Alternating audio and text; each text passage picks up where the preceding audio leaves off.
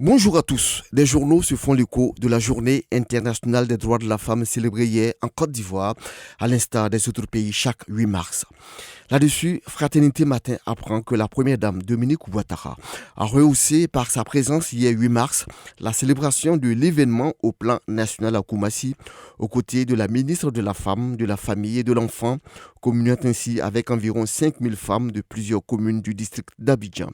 Dominique Ouattara a annoncé aux femmes de Koumassi l'octroi additionnel d'un financement de 300 millions de francs CFA pour fructifier leurs activités, ajoute Fraternité Matin, poursuivant qu'elle a été décorée commandeur dans l'ordre du mérite de la femme à cette occasion par la grande chancelière en reconnaissance de son combat en faveur de la gente féminine. Pareil pour le patriote qui indique que dans son allocution, Dominique Ouattara, parlant du thème de cette journée égalité de chance pour un avenir durable en Côte d'Ivoire, a déclaré que c'est un thème qui interpelle car, a-t-elle justifié, la femme occupe une place d'acteur de développement incontournable acquise de haute lutte grâce à une présence active dans tous les secteurs d'activité. La première dame a aussi demandé aux femmes d'être des actrices de paix dans leurs communautés respectives, les exhortant à prôner le vivre ensemble, conclut le patriote. Le Nouveau Réveil, lui, explique que cette journée internationale des droits de la femme a été aussi célébrée par l'ex-première dame Henriette Bédier, qui, s'adressant à un groupe de femmes, a dit que concernant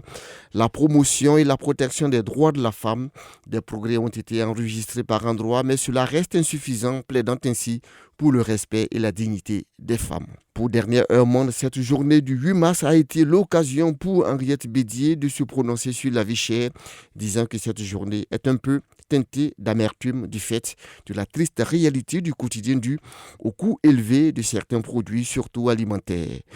Toujours à propos de cette journée internationale des droits de la femme, Soir Info pour sa part relaie les propos de l'ex-première dame Simone Gbagbo qui a invité dans une adresse sur sa page Facebook la gouvernante à procéder avec audace aux réformes institutionnelles, les entreprises privées à définir et à mettre en œuvre en leur sein de véritables politiques de promotion des femmes et les femmes elles-mêmes à se laisser interpeller par la question de l'égalité des chances et à se donner les moyens d'y contribuer. Autre actualité dans vos journaux, la rencontre du Premier ministre avec les maires hier à la primature pour endiguer le phénomène d'effondrement d'immeubles en Côte d'Ivoire.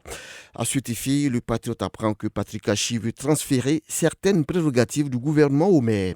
Et le Premier ministre d'expliquer qu'Abidjan devenant une véritable mégalopole, ils sont en train de voir s'il ne faut pas transférer certaines prérogatives à ceux qui sont sur le terrain avant d'admettre qu'il faille aller plus loin en renforçant la capacité des services de contrôle et la collaboration avec les acteurs locaux que sont les maires, souligne le patriote. Dans la même veine, le temps développe que à en croire Patrick Achi, c'est surtout les sanctions qu'il faille prendre ou les moyens à mettre en œuvre pour pouvoir encore être plus efficace et prévenir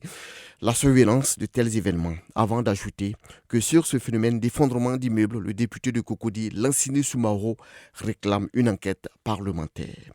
L'expression écrit que selon le Premier ministre, l'impunité est à la base de ces événements tragiques d'effondrement d'immeubles quand les maires, pour leur part, ont réclamé plus de pouvoir pour la préservation de la vie des populations.